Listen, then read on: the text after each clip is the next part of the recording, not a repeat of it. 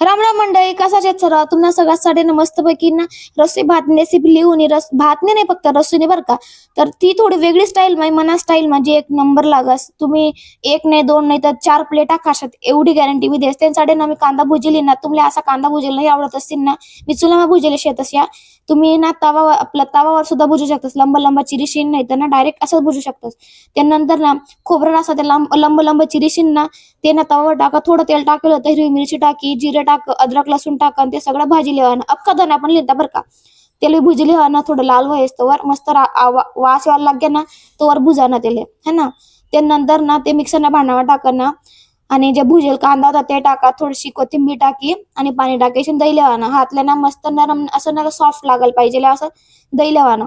त्यानंतर ना कढईमध्ये तेल टाका ना थोडं जास्तच, त्यानंतर अद्रक लसूण टाका ना. हा, त्यानंतर जिरा मोहरी टाका आणि छान तडतडू द्या. आणि त्यानंतर कढीपत्ता टाका आणि मसाला टाका. मसाला मस्तपैकी हलावा. आणि मिक्स करा त्याला. मिक्स करायची वय ना. त्यानंतर 1-2 मिनिटापर्यंत त्याला ते मस्त तळीशी होऊ द्या. मसाला मस्त ते मस्त तळा घ्या ना. त्यानंतर जी हरभरा डाळ असं त्याला थोडंसं भूज आपलं नाही का उकळेल रास ना, आपण ते ना पेस्ट तयार करल्यावर ना आणि ती टाकी द्यावा ना. त्यानंतर परत मिक्स करा. थोडं 1-2 मिनिटं परत हरभरा डाळ बी थोडीशी शिजी वहिनी ना म्हणजे पेस्ट.